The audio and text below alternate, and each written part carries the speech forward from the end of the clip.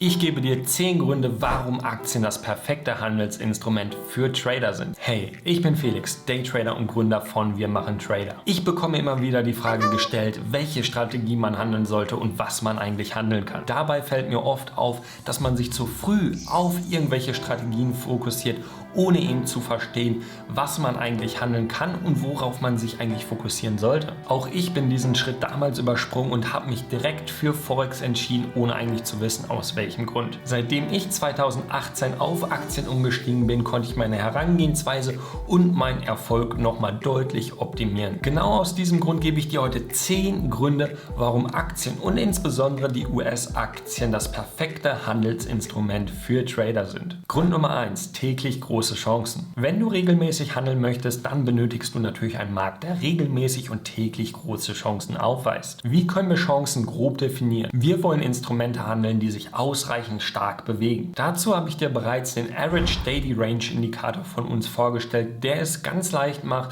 unterschiedliche Instrumente miteinander zu vergleichen. Wir sehen, dass sich die Aktie NIO hier prozentual stärker bewegt als der Bitcoin und das Währungspaar Euro-US-Dollar, was gleichzeitig mehr Chance für dich bedeutet. Und damit nicht genug, was uns gleich zu Punkt und Grund Nummer 2 bringt. Große Auswahl an Aktien. Die Auswahl ist viel größer, was dazu führt, dass wir täglich genau das finden können, was für uns relevant ist. So würdest du nicht nur die Aktie von NIO finden, die sich im Schnitt mehr bewegt, sondern zahlreiche weitere. Dies ermöglicht dir ein richtiges Business zu führen, weil es täglich Chancen gibt und du nicht tagelang auf etwas warten musst und es dann gegebenenfalls noch verpasst. Grund Nummer 3: gute Liquidität. Vielleicht sagst du jetzt, ja, bei exotischen Währungspaaren, da gibt es auch eine große Volatilität, was großen Chancen entspricht. Das Problem hierbei ist ganz klar die geringe Liquidität. Dies führt zu großen Spreads, was wiederum ein größeres Risiko für dich bedeutet. Bei Aktien gibt es eine sehr gute Liquidität und aufgrund der großen Auswahl, die wir ja bereits kennengelernt haben, hast du eben auch die Möglichkeit, genau nur die auszuwählen, die eben diese ausreichend große Liquidität mitbringen. Mein Tipp hierfür ist, das Dollarvolumen zu berücksichtigen. Multipliziere dazu den Preis der Aktie mit dem durchschnittlichen täglichen Handelsvolumen. Das Ergebnis sollte dann größer 50 Millionen sein, was eine sehr gute Liquidität darstellt. Dies ermöglicht es dir auch, große Positionen zu handeln, ohne den Markt zu beeinflussen. Man kommt leicht rein und raus, was dann bedeutet, dass das Risiko überschaubar bleibt, selbst wenn du deine Position nach und nach skalierst und größere Positionsgrößen fährst. Grund Nummer 4: der Spread kann gehandelt werden. Was bedeutet das? Schauen wir uns dazu mal ganz kurz ein sogenanntes Level 2 an. Dort werden alle Käufer auf der linken Seite dargestellt und die Verkäufer befinden sich auf der rechten Seite. Wichtig, das was wir sehen hier sind alles Limit Orders. Wie kommt ein Käufer jetzt in die Aktie? Indem jemand at Market verkauft und gleichzeitig somit die Order des Käufers füllt. Sollte der Kurs jetzt hochgehen, war der Käufer zu keinem Zeitpunkt nur 1 Cent im Verlust. Mit Produkten wie CFDs und Forex ist das nicht möglich. Hier wirst du erst gefüllt, wenn auch der Verkäuferpreis unterhalb deiner Kauf-Limit-Order rutscht. Damit hast du also immer einen Nachteil. Grund Nummer 5: zentralisierter Markt. Dadurch, dass der Aktienmarkt zentralisiert ist, kannst du nicht durch deinen Broker gefaked werden. Es gibt keine komischen Stops und keine komischen Preise, die nur bei deinem Broker so stattgefunden haben. Es zählen also nur die tatsächlichen Preise und Kurse der jeweiligen Börsen, wie zum Beispiel der Nasdaq und der New York Stock Exchange.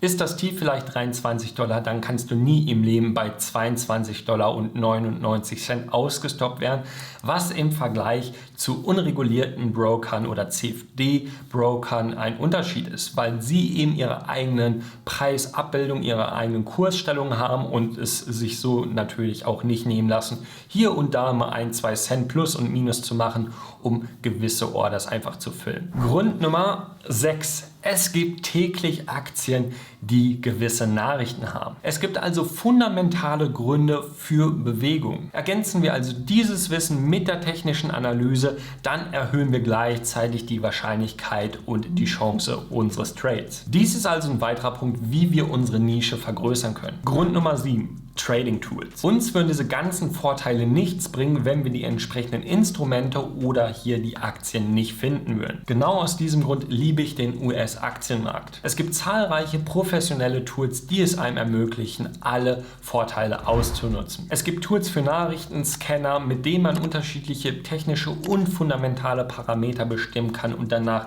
im gesamten Universum der Aktien suchen kann und viele weitere. Grund Nummer 8, Level 2. Dadurch, dass es sich um einen zentralisierten Markt handelt, gibt es ein zentralisiertes Volumen, was sich jeder Trader auf der Welt anzeigen lassen kann. So können in Echtzeit alle Transaktionen angezeigt werden, eben das sogenannte Tape oder Times and Sales. Darüber hinaus können wir uns auch direkt das Level 2 anzeigen lassen, wo wir Käufer und Verkäufer sehen. Da hier aber sehr viel getrickst ist und nicht alles real ist, was man eben in diesem Tool sieht, ist das eher eine Fähigkeit, die später kommt, wenn du schon erfolgreich bist. Aber auch hier meine ganz klare Meinung. Selbst wenn du gerade erst startest, möchtest du es natürlich dort machen, wo du später noch tiefer ins Detail eintauchen kannst, um deine Nische zu optimieren. Grund Nummer 9. Die Kosten sind sehr überschaubar. Mit den richtigen US-Brokern sind die Orderkosten nicht größer als im Forex- oder CFD-Bereich. Wir dürfen dies natürlich nicht mit den Erfahrungen der deutschen Banken vergleichen, die natürlich gar nicht auf den aktiven Handel ausgelegt sind und wo eine Order vielleicht